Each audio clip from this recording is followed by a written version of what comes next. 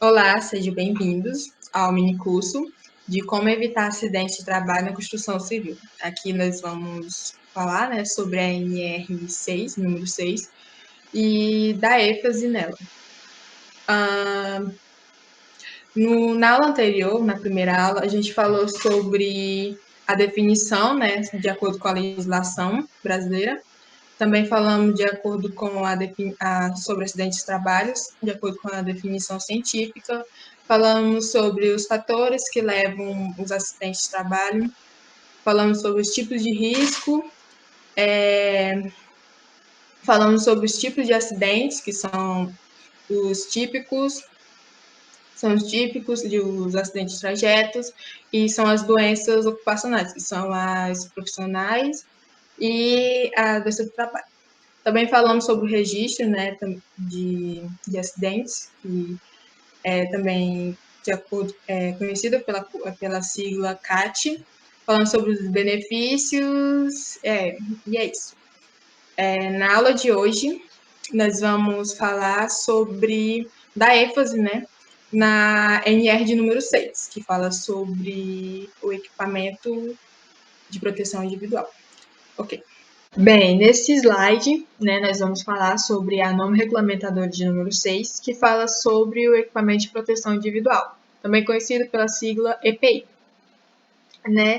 A norma regulamentadora número 6 foi aprovada junto com as outras normas em 8 de junho de 1978, figurando assim entre algumas das várias diretrizes da CLT, que é a Consolidação de Leis do Trabalho.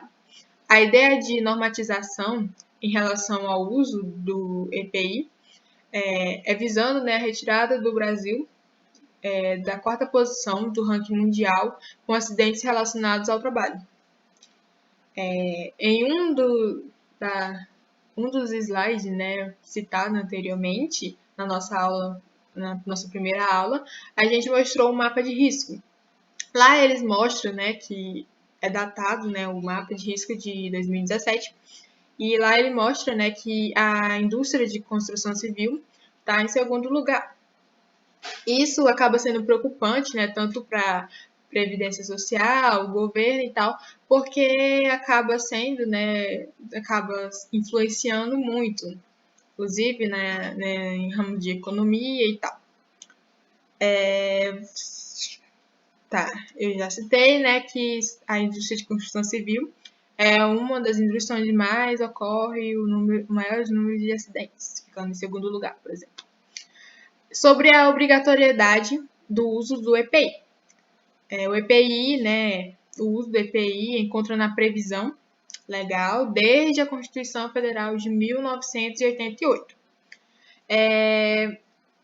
Passando pela CLT, a NR6, segundo o artigo 7º, de inciso 22, a Constituição Federal de 1988 dispõe que, abre aspas, o artigo 7º, são direitos dos trabalhadores urbanos e rurais, além dos outros que visam a melhoria de suas condições sociais. Ou seja, eles têm que ter uma condição de trabalho, condições, como posso dizer, o melhor possível, Então, no inciso 22, ele fala sobre a redução dos riscos inerentes ao trabalho, que é por meio normas de saúde, higiene e segurança.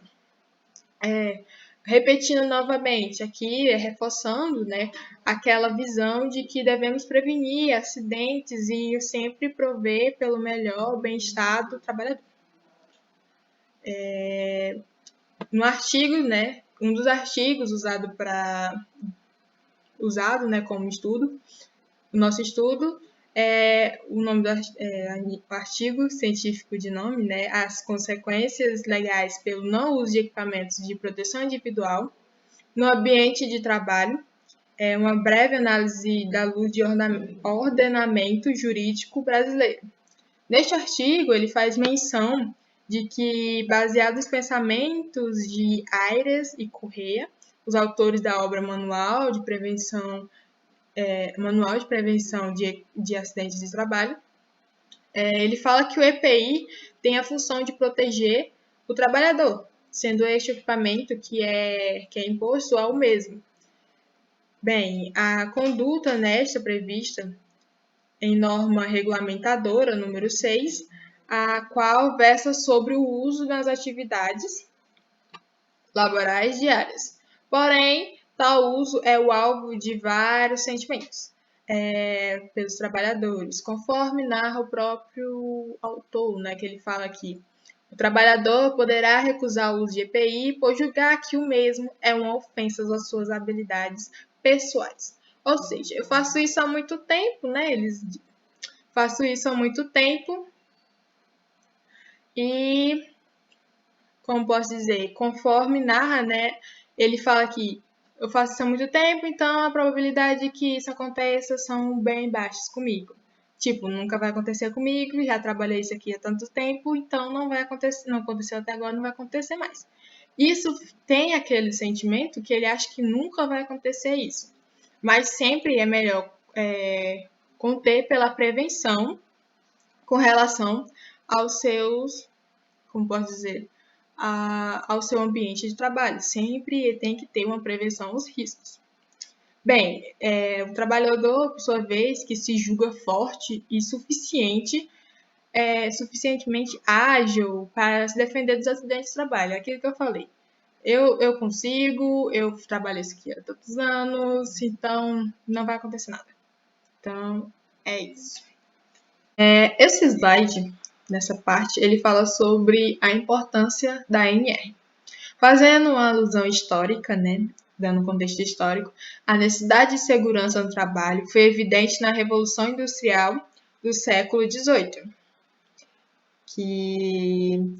como é observado, né, na obra Curso Básico de Segurança e Higiene Ocupacional, o trabalhador passou a conviver com um ambiente, né, naquele momento ele passou a viver com um ambiente que nunca antes visto, que é no qual existia um trabalho agressivo, com divisões de tarefas e uma concentração de várias pessoas no mesmo local, surgindo assim os riscos de acidentes e doenças do trabalho. A gente já falou sobre riscos de acidentes e doenças do trabalho no vídeo anterior. Então, de acordo com o livro, né, Equipamento de Segurança, esse cenário foi o que contribuiu para a diminuição de expectativa de vida do trabalhador, visando, né, a importância que foi naquele momento a segurança do trabalho e uma prevenção com relação à vida do trabalhador.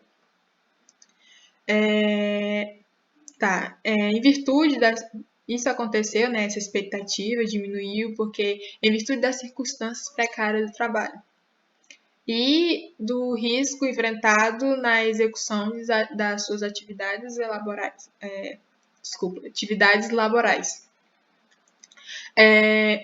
Esse contexto histórico, essa alusão, ela vem, né, explicando a importância da segurança no trabalho, tendo, né, no caso, em vista que o EPI preza pela segurança de seu uso e uma tentativa de diminuir acidentes.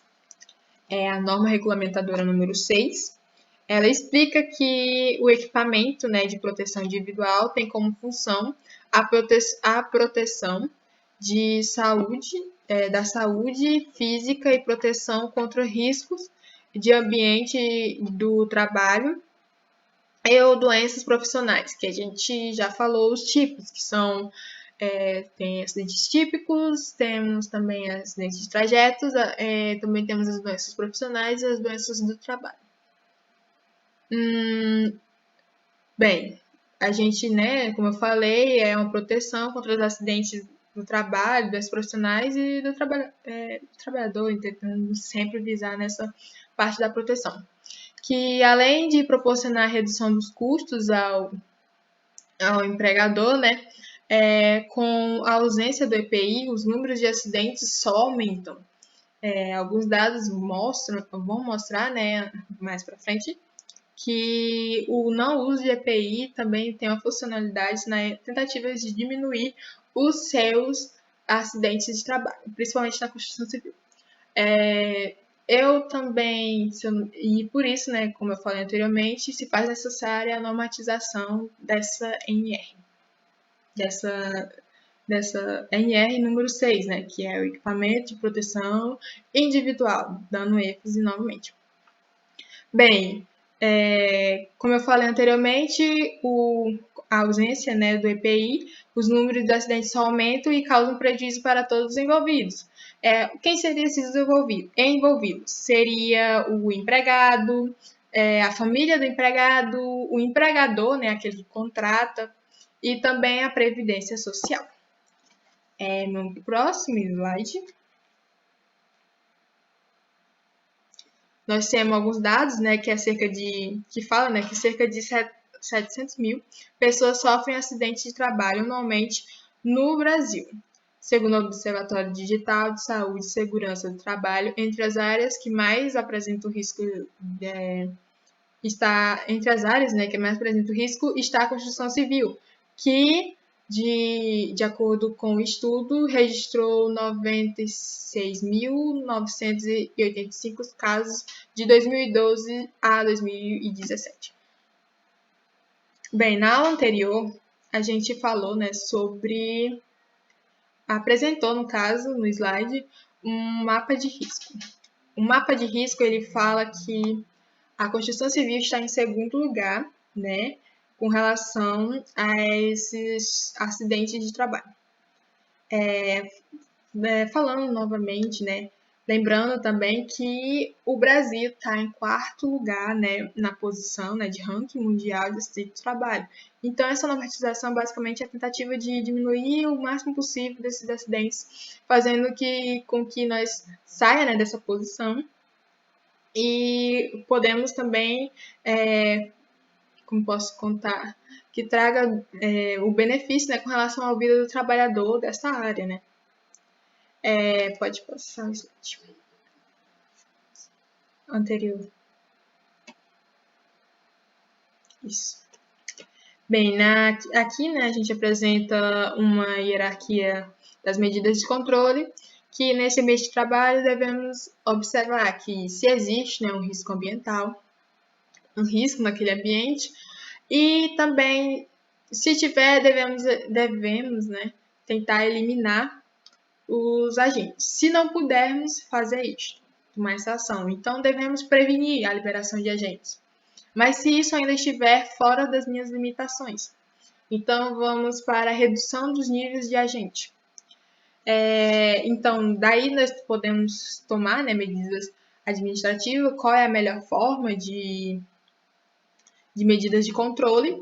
Então, umas decisões, né, de equipamentos, ou seja, devemos tomar as medidas administrativas para ter a necessidade, como pode dizer, implementar, né, o uso do EPI naquele ambiente de trabalho. Próximo.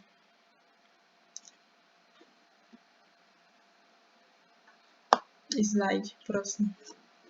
Isso. Aqui, né, a gente fala sobre o acidente de trabalho no estado de Rondônia, são dados, né, de 2007. Ele apresenta a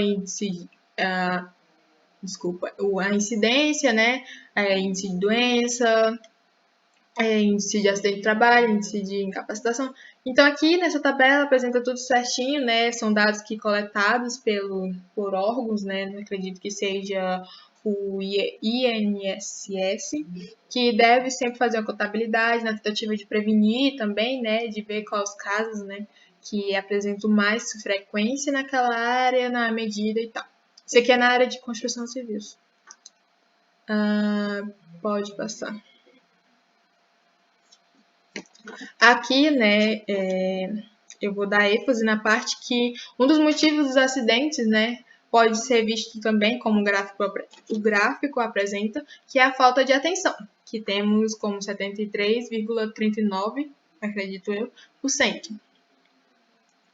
E temos por seguidos, né, na segunda colocação, a falta do uso de EPI, como 7% ou 7,49%. Em seguida, temos a falta de proteção, que é 7,22%.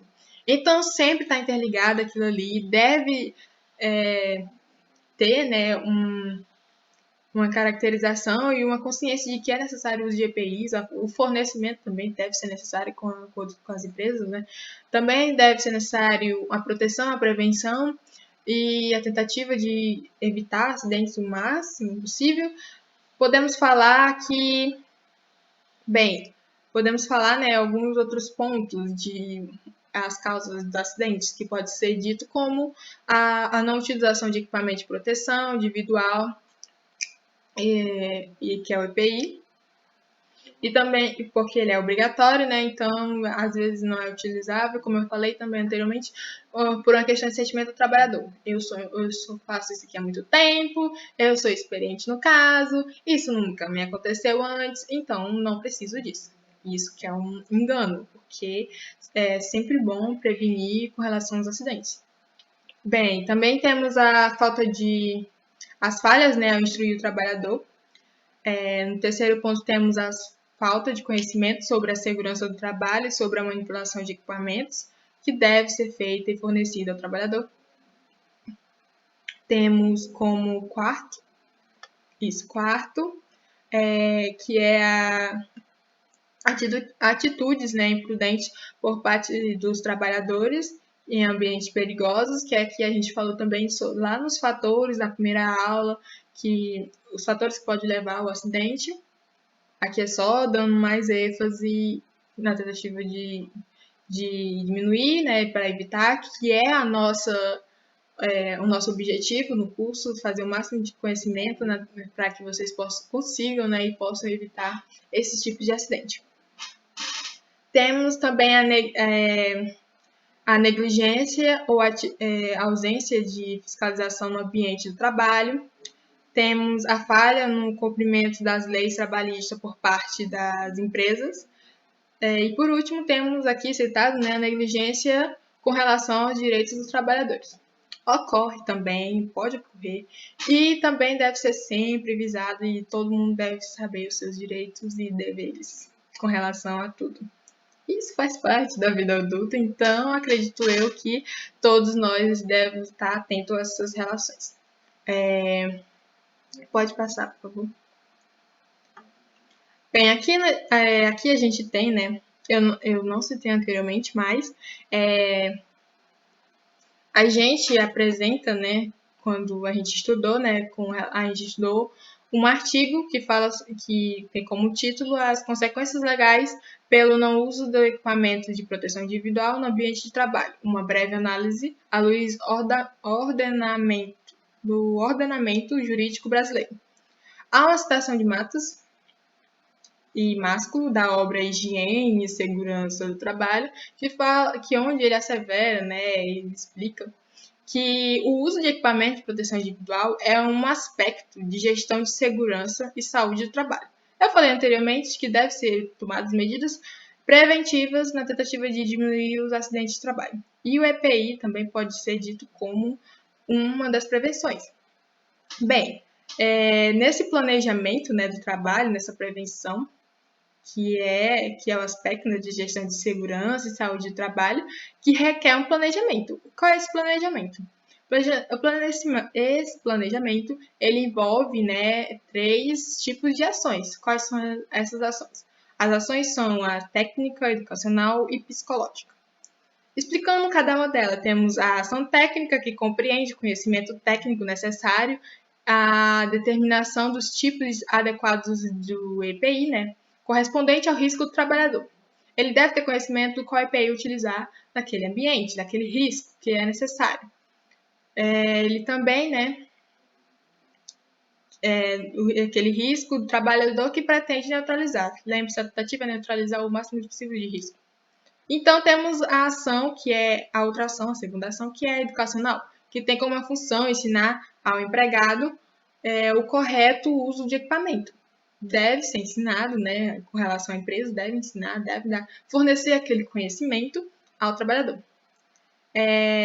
E a ação psicológica, que contribui para a compreensão do trabalhador sobre a real necessidade do uso do EPI, percebendo que como um valor agregado à sua integridade física e componente de sua atividade. Ou seja, deve ser usada essas 3 ações na tentativa de que, entre aquela função de que ele vai saber usar, ele sabe que tem que usar, e também ele vai saber qual é o correto a ser usado naquele risco. Basicamente é isso. Então ele vai saber usar, qual usar e por que ele vai usar. Então, nesse slide, nessa parte aqui, ele apresenta, né, uma matéria que fala sobre que uma empresa é condenada a pagar 25 mil reais por acidente, né, que deixou o funcionário paraplégico na Bahia. Aqui ele fala, né, que o acidente foi ocasionado pela falta de EPI e que esse EPI, esse equipamento de proteção individual, não foi disponibilizado pela empresa. Então, ela foi, né, foi condenada, né, que tem aqui como decidiu a condenação da empresa a pagar essa multa, essa taxa deles. Essa é a multa. Também fala nessa matéria que ele não fala especificamente, né, o mês, nem data certinho, mas fala que foi no dia 13. Aí ele fala que o funcionário não recebeu treinamento para aquele exercício, aquela atividade, aquele serviço que ele estava fazendo.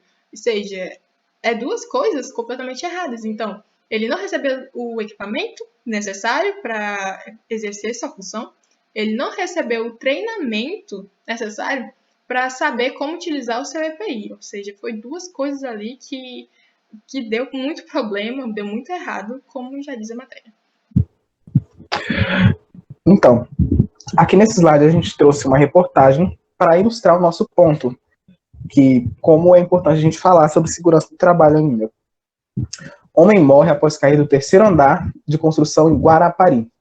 Uma reportagem recente, que aconteceu 13 de outubro, como vocês podem ver aí. E se esse homem caiu do 3º andar, ele estava numa situação que ele precisava, no mínimo, de um cinto para garantir a segurança dele. Ou ele não estava usando esse cinto, que eu presumo, pelo que eu conheço do ramo da construção do meu país, é o mais provável, ou esse cinto que ele estava usando deu uma falhada, que também é uma coisa para a gente ficar atento quando a gente estuda EPIs. Ok. Aqui a gente tem a palavra de um especialista que alerta por cuidado na construção civil. Ele diz: o não uso de EPIs pode trazer sérios problemas para o trabalhador, desde um acidente de trabalho, doença de trabalho, lesões, fraturas, incapacidades para o trabalho, ou até mesmo o óbito. Essas consequências geram custos para os empregadores e para o Estado. Quando o empregado tem que se ausentar do trabalho por um determinado período, inclusive podendo ocasionar custos com pensão para o trabalhador por incapacidade ou para a família em decorrência de morte. Então aqui esse especialista ele vem citando para a gente a importância de a gente usar EPIs para garantir a segurança, e ele dá um enfoque muito grande no prejuízo financeiro. Mas eu gostaria de salientar também que o motivo principal da gente falar de segurança é o custo que isso pode custar, o custo humano mesmo. A quantidade de tragédia que pode causar, além do prejuízo financeiro, você também vai ter uma perda humana muito grande. Ok.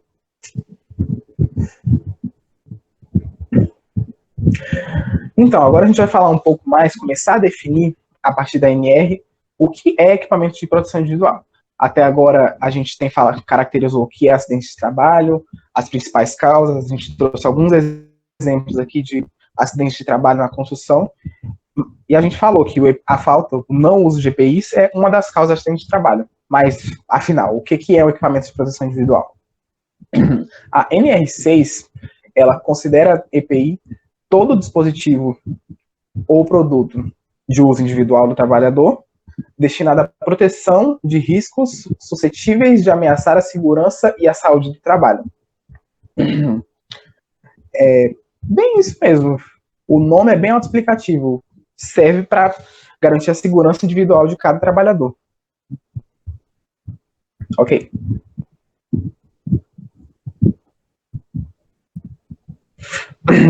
Já no tópico seguinte, no tópico 6.1.1, ele traz para a gente a definição de equipamento individual conjugado, que é quando o fabricante dos EPIs ele junta dois ou mais dispositivos para proteger o trabalhador de um ou mais riscos que ele pode estar exposto naquele ambiente.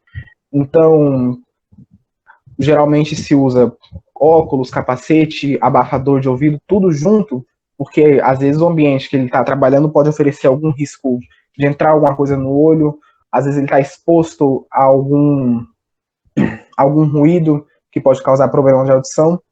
Então ele tem que usar todos esses juntos para garantir a segurança dele quando ele está exposto a esses riscos. E isso é o que se entende como equipamento conjugado. Ok. Equipamentos de proteção individual versus equipamentos de proteção coletiva. Isto quer dizer que os equipamentos de proteção individual devem ser utilizados quando não for possível tomar medidas que permitam eliminar os riscos do ambiente do trabalho. Daí a importância em investir nos equipamentos de EPC. Os EPCs têm o objetivo de proteger os trabalhadores, só que em relação aos riscos coletivos existentes no processo.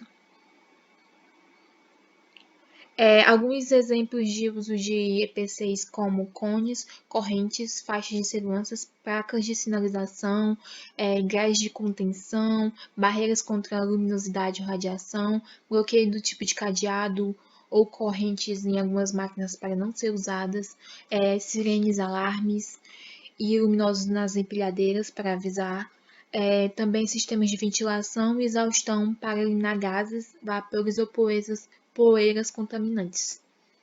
É importante destacar que os EPIs não evitam os acidentes, como acontece com a proteção coletiva, os EPCs. Eles apenas diminuem ou evitam lesões que podem decorrer de acidentes.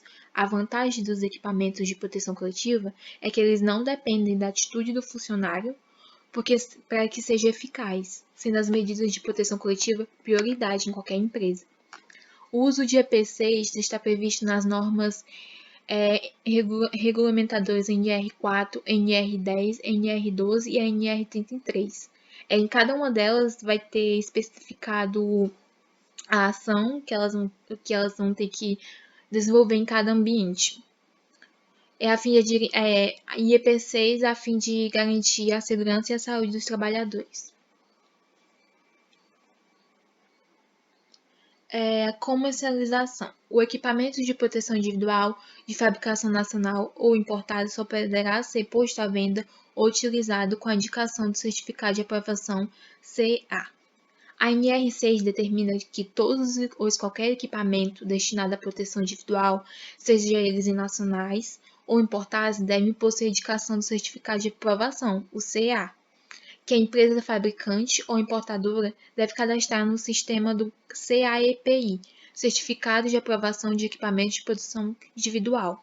Esse documento atesta que o produto apresenta condições necessárias e foi produzido de acordo com as normas da ABNT, e que ele vai ser considerado um EPI qualificado para ser usado e que não vai ter nenhum perigo de ele ter algum defeito. Normalmente, as empresas fabricantes ou importadoras gravam o número do CEA e sua validade no próprio equipamento, mas eles também podem ser conferidos no site do MTE. O certificado completo traz informações sobre a descrição do equipamento, se ele é importado ou nacional, o nome, o CNPJ, o CNAE, o endereço da empresa, fabricante ou importadora, bem como a descrição das atividades para quais aquele equipamento foi aprovado e ainda o laboratório e o lado que atestam essa aprovação. O fornecimento obrigatório dos EPIs pelos empregadores. A empresa é obrigada a fornecer aos empregados gratuitamente EPIs sempre que as medidas de ordem geral não ofereçam completa proteção contra os riscos de acidente do trabalho ou de doenças profissionais, enquanto as medidas de proteção coletiva estiverem sendo implantadas para atender a situações de emergência. E algumas responsabilidades contra as EPIs pela parte do empregador. Adquirir o equipamento adequado ao risco de cada atividade, exigir fiscalização o seu uso, fornecer ao trabalhador somente se aprovado pelo órgão nacional, e substituir imediatamente quando danificado ou extraviado. E sempre ele deve ensinar como esse EPI tem que ser utilizado por empregado também. E algumas responsabilidades quanto ao empregado. Usar o equipamento utilizando apenas para a finalidade em que se destina, responsabilizar-se pelo guarda e conservação, entre outros. O empregador deve fornecer aos trabalhadores do EPI os EPIs adequados de acordo com o disposto no anexo 1 da NR6. As solicitações para que os produtos que não estejam relacionados no anexo 1 desta NR sejam considerados como EPI, bem como propostos para reexame daqueles ora elencados deverão ser avaliados por comissão tripartite a ser constituída pelo órgão nacional competente em material de segurança e saúde no trabalho. Após ouvida a CTPP, sendo as conclusões submetidas àquele órgão do Ministério do Trabalho e Emprego para aprovação. Na NR6 vai ter um anexo que mostra e identifica cada EPI adequado para cada situação que vai necessitar ser utilizado. Algumas, como EPI para proteção da cabeça, vai ter capacete para proteção contra impactos de objetos sobre o crânio, EPIs para proteção dos olhos e faces, vai ter um tópico lá que vai falar sobre óculos de proteção, EPI para proteção auditiva, EPI para proteção respiratória, respiradores de adução de ar tipo máscara autônoma, EPI para proteção do tronco, EPI para proteção dos membros superiores, EPI para proteção dos membros inferiores e EPI para proteção do corpo inteiro. EPI para proteção contra quedas com diferença de nível também. Bom, agora vamos começar a falar sobre a proteção da cabeça. Apesar de não ter nenhuma regra específica, nenhuma NR, nenhuma norma que fale que engenheiro tem que usar capacete branco, é mais usual, se tornou uma rotina na Constituição Civil, onde cada função tem uma cor de capacete, como, por exemplo, engenheiro civil ou arquiteto, engenheiro, no caso, ou arquiteto, ele tem um capacete branco ou cinza. E ele tem tipo umas três linhas no capacete em cima. Já o mestre de obra ou encarregado, ele tem um capacete também branco, só que é mais simples, né? O do pedreiro é azul, o dos carpinteiros são vermelho, eletricista laranja, serventes são verde, técnico de segurança do trabalho é preto e geralmente visitantes usam capacete ou amarelo ou marrom. Pode passar. 3, 2, 1. Oh! Now with the protection of a hard hat. Whoa. Dropping the bolt from a height of 30 feet, it will now have an impact of almost 3,000 pounds of force. 3, 2, 1. Oh! Wowza. Wow, that's quite a difference. That did a lot more damage. 10 more feet. Now with a hard hat. Drop. Whoa, that was like a gunshot. We do have damage down here where his neck would be.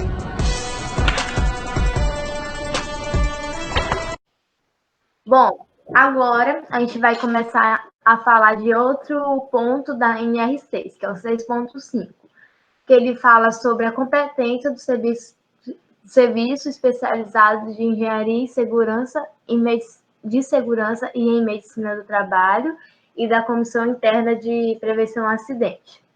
Bom, antes de falar a competência de cada um, a gente vai conceituar um pouquinho o que é cada um para deixar a par. Vocês a parem. Bom, a CIPA, que é a Comissão Interna de Prevenção de Acidentes, ela é regulamentada pela NR5. Essa comissão ela tem representantes dos empregadores e representantes dos empregados. Os representantes dos empregadores, eles votam para escolher o presidente dessa comissão E o representante dos empregados vota para escolher o vice-presidente dessa comissão. Ela tem como objetivo prevenir acidentes e doenças do trabalho, né? Contribuindo para tornar a vida do trabalhador mais compatível, a vida no trabalho dele mais compatível. Bom, a CIPA ela deve estar em empresas públicas, empresas privadas, empresas mistas e em outras. Bom, agora o Serviço Especializado em Engenharia de Segurança e Medicina do Trabalho, ele é regulamentado pela NR4. O objetivo principal dele é promover a saúde, proteger a integridade do trabalhador e em seu ambiente laboral, ou seja, seu ambiente de trabalho. Ela é composta por médico do trabalho, engenheiro de segurança do trabalho, técnico de segurança do trabalho, enfermeiro do trabalho, que às vezes tem seu auxiliar, e técnico de enfermagem do trabalho. Ok. Além da CIPA promover, do Serviço Especializado em Engenharia de Segurança e Medicina do Trabalho, promover a saúde e integridade do trabalhador, ela também é responsável por promover atividades de conscientização e orientação sobre como evitar acidentes de trabalho para os funcionários de uma empresa, por exemplo. E nem toda empresa é obrigada a ter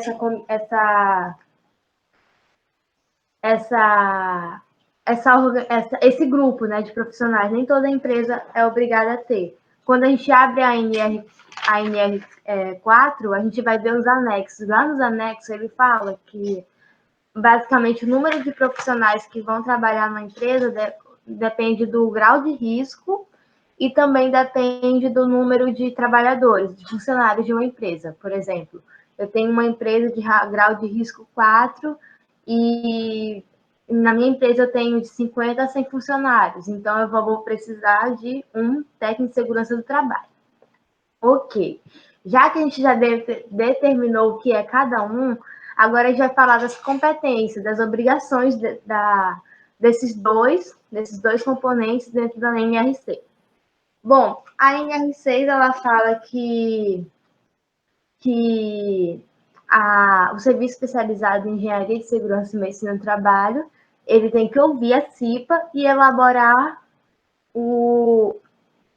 os EPIs utilizados, os EPIs que vão ser utilizados necessários para garantir a segurança do trabalhador.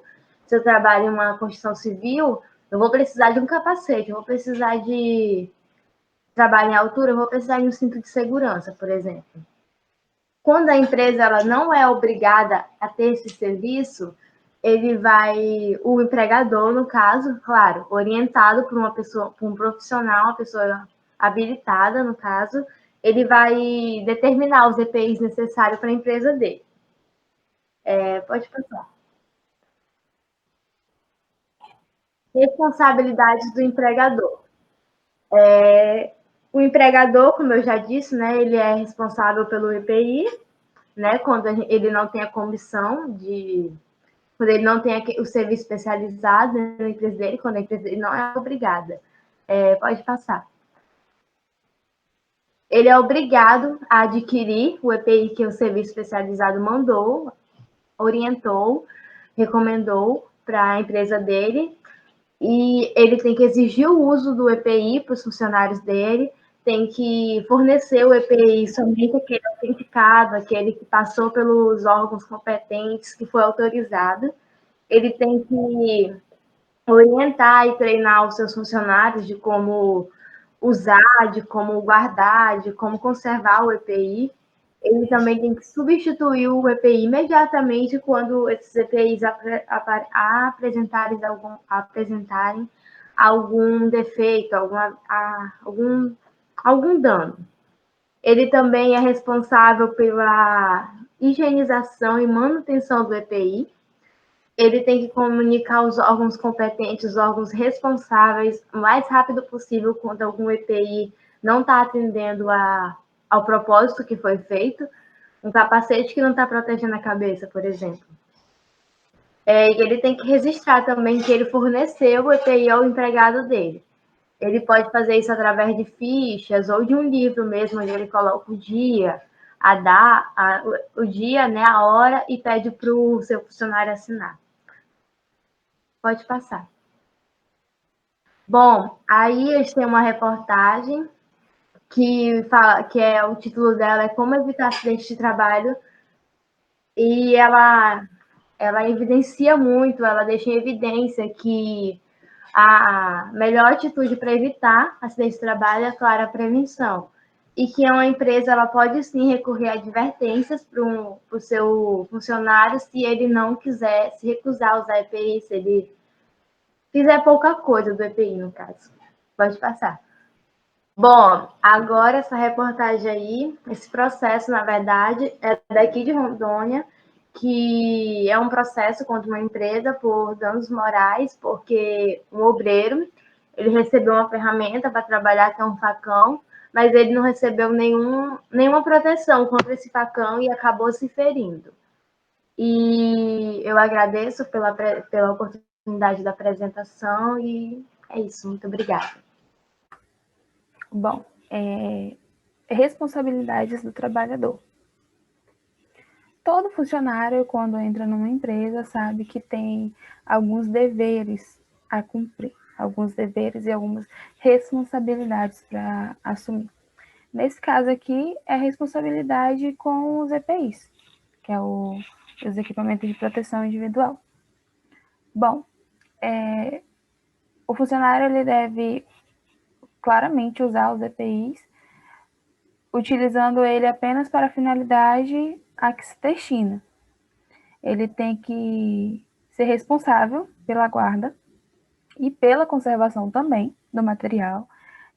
Se caso necessário, comunicar ao empregador qualquer alteração que torne o EPI impróprio para o uso, no caso tiver algum defeito, alguma coisa do tipo.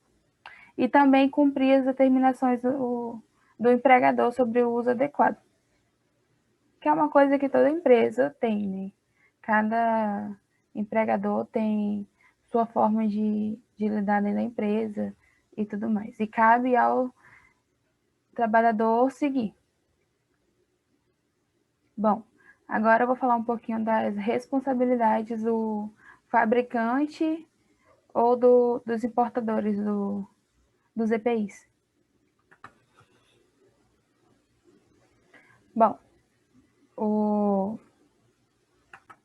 os fabricantes e os importadores, eles têm que se cadastrar no órgão nacional competente em matéria de segurança, aliás, em matéria de saúde no trabalho. Tem que solicitar a emissão do CA, que nesse caso é o certificado de aprovação. Ele também tem que solicitar a renovação do certificado de aprovação quando ele vencer o prazo de validade estipulado pelo órgão nacional competente em matéria de segurança e saúde do trabalho. Ele também tem que se responsabilizar pela manutenção da qualidade que os EPIs fornecem, que no caso é o que deu origem ao certificado de aprovação.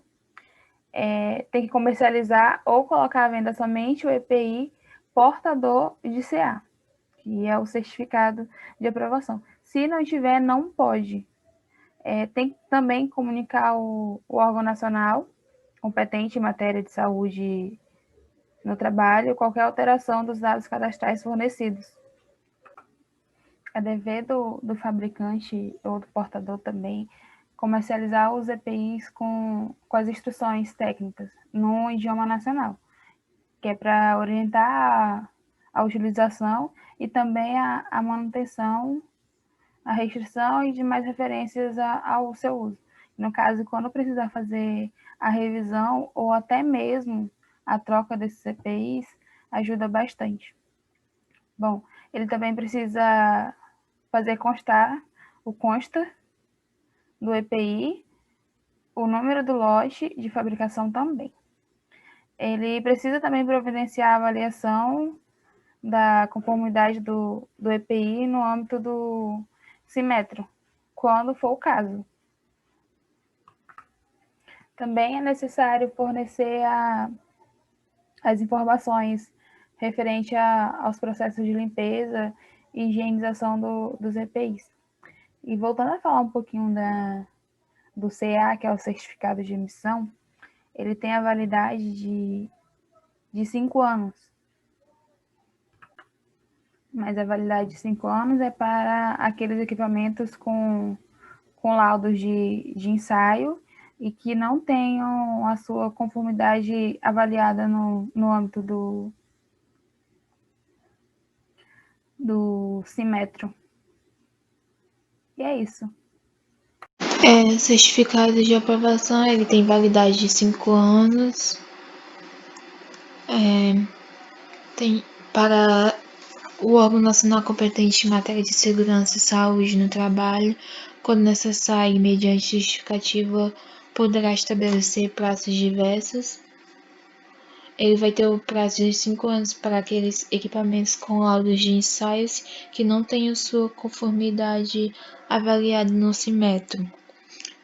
Todo EPI deverá apresentar os caracteres interleves e bem visíveis, o nome comercial da empresa fabricante e, no caso do EPI ser importado, o nome do importador, o lote de fabricação e o número do CA.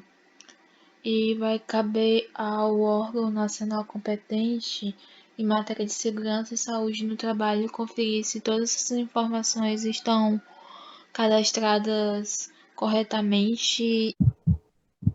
Então, o tópico 6.11 da nossa norma, ele traz um pouco sobre as competências do Ministério do Trabalho e Emprego, que é o nosso MTE. No governo atual, o MTE ele foi dividido, ele teve as atribuições divididas entre outros ministérios do governo que está atuante no momento que esse minicurso está sendo gravado. Mas a norma ainda não foi alterada para essas mudanças, ela ainda não foi alterada com todas essas mudanças. Então a gente vai falar do jeito que ainda está na norma. São competências do Ministério do Trabalho e Emprego, segundo a NR6. Cadastrar o fabricante ou o importador do EPI, receber e examinar a documentação para entrar ou renovar o CA do EPI, estabelecer, quando necessário, os regulamentos técnicos para ensaios de EPI, emitir ou renovar o CA e o cadastro do fabricante ou importador, fiscalizar a qualidade do EPI, suspender o cadastramento da empresa ou fabricante ou importadora, caso tenha alguma irregularidade, e cancelar o CA, em caso de alguma irregularidade. Agora a gente vai falar um pouco do que pode fazer os órgãos regionais do MTE. Lembrando que o Guilherme já falou que no governo atual as competências elas foram divididas em outros ministérios. Bom, pode passar. O órgão regional ele deve fiscalizar e orientar quanto ao uso adequado e a qualidade dos EPIs. Ele também deve recolher amostras de EPIs para determinar a qualidade, né? Claro. E ele também tem que aplicar punições para quem não respeitar as NR. No caso, a gente está estudando aqui a NR6.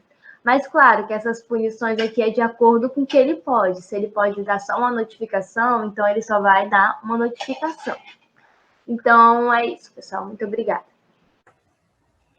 Bom, agora a gente tem algumas perguntas para a gente praticar um pouquinho o que foi falado aqui para vocês. Então, a primeira pergunta diz assim: a legislação brasileira, desde 2005, dispõe sobre a Política Nacional de Biossegurança, que inclui leis e normas regulamentadoras, com a finalidade de promover e proteger o direito à saúde das pessoas no seu âmbito de trabalho.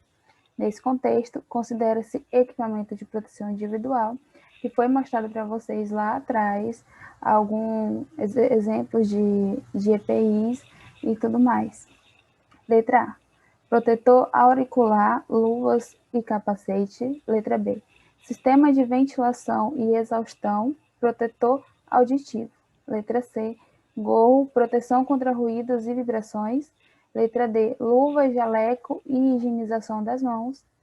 Letra E: proteção contra ruídos e vibrações, sistema de ventilação e exaustão.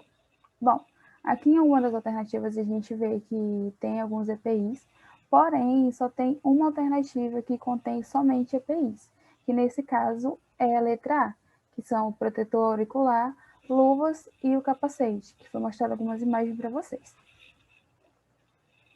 Vamos agora para a nossa segunda perguntinha. Bom, a norma regulamentadora NR6 determina o que cabe ao trabalhador. Qual alternativa não é responsabilidade do trabalhador? Isso eu falei para vocês um pouquinho mais atrás. Bom, a letra A, cumprir e fazer cumprir as disposições legais e regulamentares sobre segurança e medicina do trabalho. Letra B, cumprir as disposições legais e regulamentares sobre segurança e saúde do trabalho, inclusive as ordens de serviço expedidas pelo empregador. Letra C, usar o EPI fornecido pelo empregador. Letra D, submeter-se ao exame médico previsto nas normas regulamentadoras.